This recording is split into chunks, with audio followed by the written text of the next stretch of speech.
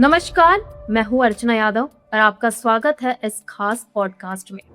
आज हमारे साथ मौजूद हैं श्री श्री जितेंद्रानंद सरस्वती जी महाराज, जिन्होंने हिंदू धर्म और सनातन परंपरा से जुड़े कई महत्वपूर्ण विषयों पर अपनी बात रखी है।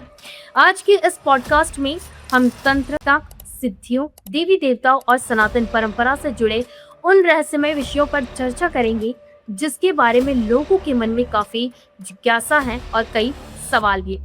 इस संवाद के माध्यम से हम तंत्र के वास्तविक स्वरूप, भैरव, माँ बगलामुखी, भूत प्रेत, काला जादू, कर्ण पिशाचिनी, अप्सराएं और रहस्यमय आध्यात्मिक अनुभव जैसे विषयों को समझने की कोशिश करेंगे। और इसके साथ ही हम ये जानने की कोशिश करेंगे कि तंत्र और आध्यात्मिकता का अंतिम उद्देश्य केवल सिद्धियां प्राप्त करना नहीं, इसके साथ ही ज्ञान प्राप्त करना, आत्मज्ञान की ओर बढ़ना। तो आइए अब हम शुरू करते हैं इस खास बातचीत को श्री श्री जितेंद्रानंद सरस्वती जी महाराज जी के साथ तंत्र को लेकर, क्योंकि अब आम लोगों के बीच में अक्सर तंत्र को लेकर काफी डर और रहस्य होता है। कोई इसे काला जादू से जोड़कर देखता है, लेकिन मैं आपसे पूछना चाहूंगी कि वास्तव में ये तंत्र है क्या? जी, देखिए बहुत बड़ा आपने यहाँ पर प्रश्न किया है जो काफ़ी सारे इस समय पर जैसे-जैसे टेक्नोलॉजी हमारे हाथों में बढ़ती जा रही है, वैसे-वैसे उस टेक्नोलॉजी का बेनिफिट और लॉस दोनों हमें मिलने वाले हैं। प्रॉफिट और लॉस दोनों हमें मिलने वाले हैं और जिसे कहते हैं लाभ और हानि, 2 पहलू, तो दोनों प्रकार का हो रहा है। तंत्र से कई लोग अपने जीवन को ऊपर लेकर के जा रहे हैं और कई लोग उस तंत्र के नाम पर जो भ्रम फैलाया है उसमें उलझ करके वो परेशान हो रहे हैं। तो देखिए तंत्र एक महाविधान है ईश्वर को प्राप्त करने का, शक्तियों को प्राप्त करने का नहीं, ईश्वर को प्राप्त करने का। तंत्र साधना का मूल जो आधार होता है वो परमात्मा में, उस परम तत्व में अपने आप को विलीन कर देना, उस मोक्ष मार्ग पर चले जाना, यह होता है तंत्र का मूल उद्देश्य। अब जब यही उद्देश्य माया, भ्रम, लोभ, लालच में बदल जाता है, तब क्या होता है? तब चालू होता है फिर बाजार, और तब फिर उस लालची लोभी प्रवृत्ति के मद में उलझ करके मनुष्य अपना पतन करता है। तो बेनिफिट किसे होगा? जो तंत्र साधना से ईश्वर को प्राप्त करेगा। लॉस किसका होगा? जो इसी साधना का उपयोग ये जो सांसारिक वस्तुओं की प्राप्ति, जैसे मोहन, मारण, उच्चाटन, वशीकरण, स्तंभन, इस प्रकार के क्रियाओं का उपयोग अगर कोई किसी के जीवन पर, किसी मनुष्य मात्र, प्राणी मात्र के जीवन पर कब्जा करने के लिए करेगा तो उसका पतन होना तय है। और मेरे पास तो पूरा हिस्ट्री है, हमारे पास तो पूरा डाटा है कि बड़े बड़े जो जादूगर थे, बड़े बड़े जो काले जादू के जादूगर थे, वे कीड़े पड़कर मरे, कीड़े पड़ गए उनके शरीर में, कीड़े। आप सोचेंगे नहीं, मतलब जो सब्जियों फलों में आपने कीड़े देखे होंगे ना, वो तो बहुत अच्छे कीड़े होते हैं। इतने, जैसे जानवर जब सड़ के मरता है तब जो कीड़े पड़ते हैं, वैसे कीड़े उन जादूगरों को, काला जादू करने वालों को पड़ते हैं। और हमने आंखों से देखा है, हमारे पास में डाटा कलेक्ट किया है हम लोगों ने ऐसे लोगों का। तो आप कहेंगे कि डाटा क्यों कलेक्ट किया? इसीलिए कलेक्ट किया ताकि हम लोगों को दिखा सके कि देखो, तंत्र को ईश्वर से प्राप्त करने का अगर माध्यम चुनोगे तो परमात्मा तुम्हारे लिए बैठा है, लेकिन तंत्र को किसी के जीवन को बर्बाद करने के लिए, किसी के जीवन पर आघात करने के लिए चुनोगे तो वो तुम्हारा यह हाल कर देगा। कोई एक तो ऐसा था जो मतलब गांव वालों को बड़ा परेशान करता था, जादूगर। गांव के लोगों को कुछ खिला देना, कुछ पिला देना, किसी को कोई सी बीमारी हो जाती, किसी को क्या हो जाता, और वो सारा जब अटैक उसके ऊपर आया, वो जब कर्मा कहते ना, कर्मा रिटर्न, जब वो आया ना, वो 10 साल तक पड़ा रहा एक खटिया पर, तड़पता रहा पानी के लिए। जो कभी बहुत पावरफुल माना जाता था, उसकी तरफ लोग थूकते भी नहीं थे, उसकी तरफ देखते भी नहीं थे, इतनी बुरी दुर्दशा में वो मरा है। जी, यानी कि अपनी विद्या का, अपने ज्ञान का मिसयूज किया गया, लेकिन जो कहते हैं कि कर्मा वो वापस से आया और उसकी वजह से जो परिणाम झेलने पड़े, जो सारी चीजें हुई, बहुत बुरा उसका परिणाम रहा।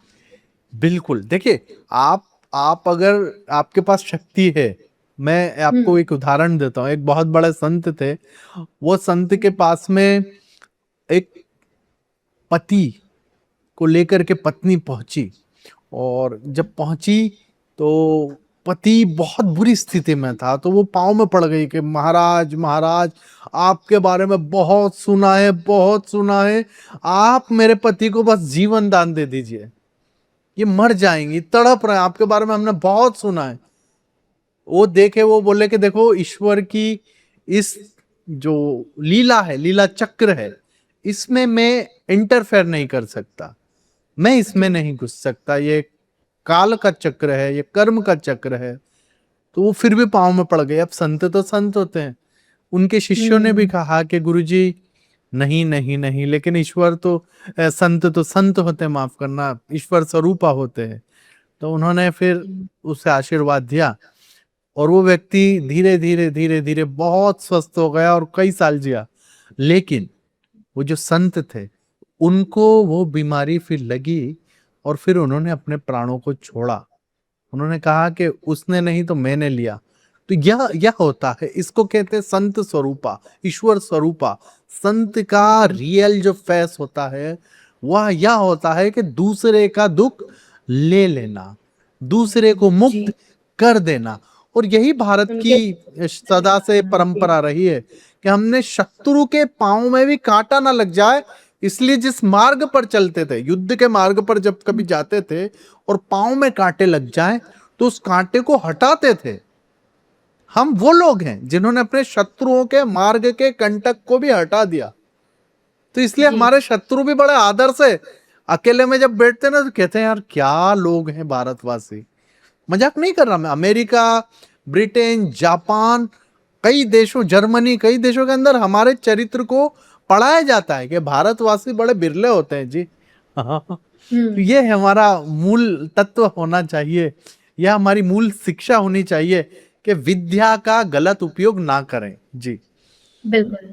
चलिए, अभी जैसे आप ईश्वर की बात कर रहे हैं, और इसी को लेकर एक और सवाल आता है कि जैसे देवता और भगवान में वास्तव में क्या अंतर है? क्या हर देवता भगवान है?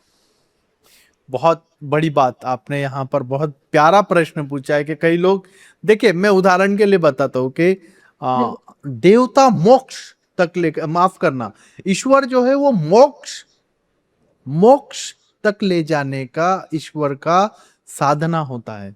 और देवता, देवता आपको छोटी मोटी जो आपकी सांसारिक लोभ, इच्छाएं ये होती हैं, जिस प्रकार से किसी की इच्छा है कि मुझे ऑडी आ जाए मेरे पास में, फरारी आ जाए मेरे पास में, जो हूँ मैं, एक बंगला आ जाए, मैं बड़ा हो जाऊं, ऐसा हो जाए वैसा हो जाए, ये सांसारिक इच्छाओं की पूर्ति के लिए जब हम लगते हैं, तो वो देवता, देवता भी ईश्वर को प्राप्त करने के लिए साधनारत रहते हैं, वो ईश्वर है।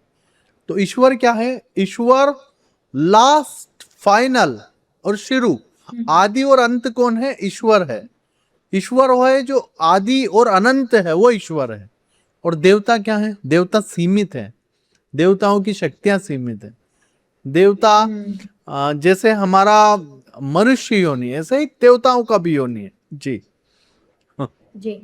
चलिए, इसी से जुड़ा मेरा एक और सवाल है कि हम अक्सर सुनते हैं कि हिंदू धर्म में 33 करोड़ देवी देवता होते हैं। तो क्या वास्तव में इसका अर्थ 33 करोड़ देवी देवता है, या इसके पीछे कोई और अलग शास्त्रीय अर्थ है?